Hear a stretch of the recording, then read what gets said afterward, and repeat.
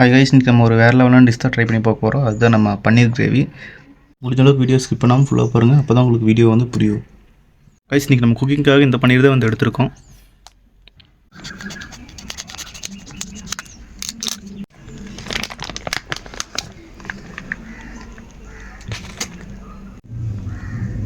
Guys, பன்னீர் சும்மா மெதுன்னு இருக்குதுங்க. Guys, இன்றைக்கி நம்ம பன்னீர் வந்து பார்த்திங்கன்னா பாக்ஸாக கட் பண்ணி எடுத்துக்கலாம், அப்போ தான் வந்து நல்லாயிருக்கும். நான் வந்து சின்னதாக ரொம்ப சின்னதாக போடுறேன். உங்களுக்கு வந்து தேவையான அளவு நீங்கள் சைஸ் பார்த்து எடுத்துக்கோங்க.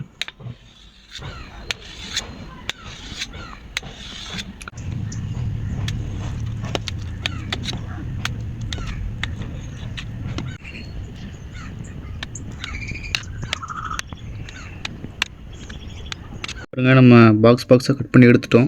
நெக்ஸ்ட் வந்து பார்த்திங்கன்னா இதை பன்னீர் தனியாக நம்ம ஃப்ரை பண்ணி எடுக்கணும். ஃபஸ்ட் நம்ம பன்னீர் வரதுக்காக ஆயில் ஊற்றியாச்சு. நெக்ஸ்ட் வந்து பார்த்திங்கன்னா மிளகாத்தூள் கொஞ்சம் போட்டுடலாம் உள்ளே. அப்புறம் சால்ட்டு கொஞ்சம் போட்டுடலாங்க.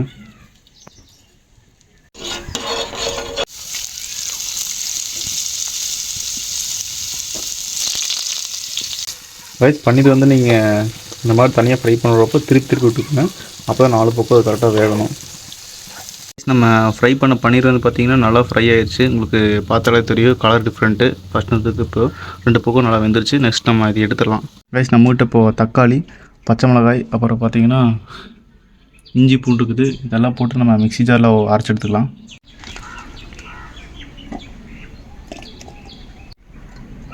நான் வந்து காரம் அதிகமாக சாப்பிடுவேன், அதனால் பச்சை மிளகா 2 போடுறேன்.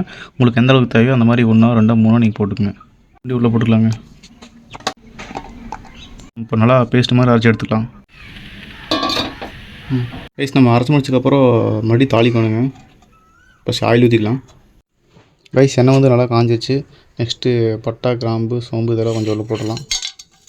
எண்ணெயில் போட்டுடலாம், அப்போ தான் நல்லா ஸ்மெல் பயங்கரமாக இருக்கும், டேஸ்ட்டும் வரும். கைஸ், நெக்ஸ்ட்டு பொடி பெரிய நறுக்குன வெங்காயத்தை போட்டுக்கலாம்.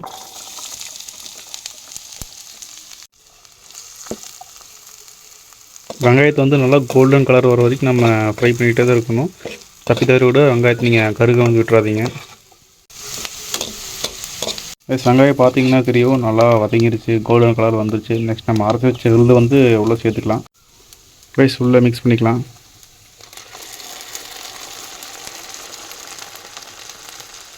அரைச்சி வச்ச தக்காளி விழுதில் உள்ளே சேர்த்தியாச்சு. நெக்ஸ்ட்டு வந்து பச்சை ஸ்மெல்லு வந்து போகிற வரைக்கும் நல்லா ஃப்ரை பண்ணிட்டே இருக்கணும். பார்த்தீங்கன்னா தெரியும் நல்லா வெந்துட்டுருக்குது. நெக்ஸ்ட் வந்து நம்ம கரம் மசாலா, சால்ட்டு, அப்புறம் மிளகாத்தூள் தான் போட்டுக்கலாம். தேவையான அளவு போட்டுங்க.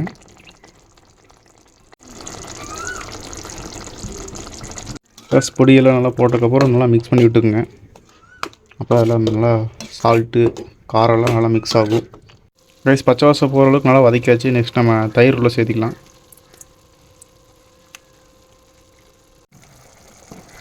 ரைஸ் 5 நிமிஷம் நல்லா வெந்துருச்சு. இப்போ நம்ம பன்னீர் வந்து உள்ளே ஆட் பண்ணிக்கலாம்.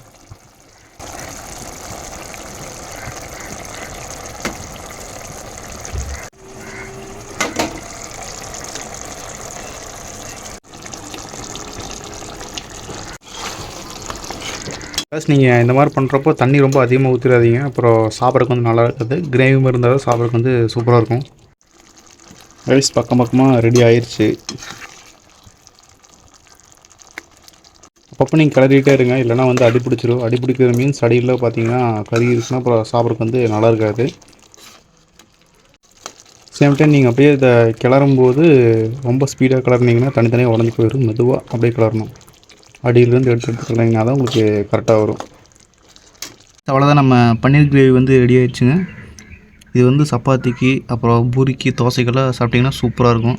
மறக்காமல் நீங்களே ட்ரை பண்ணி பாருங்கள். வீடியோ பிடிச்சிருந்தால் மறக்காமல் லைக் பண்ணுங்கள், சப்ஸ்கிரைப் பண்ணுங்கள், ஷேர் பண்ணுங்கள், சேனலை சப்ஸ்கிரைப் பண்ணுங்கள். இந்த மாதிரி வீடியோ வேணுன்ட்டு நீங்கள் கமெண்ட் பண்ணுங்கள், கண்டிப்பாக ட்ரை பண்ணி சொல்லிடலாம்.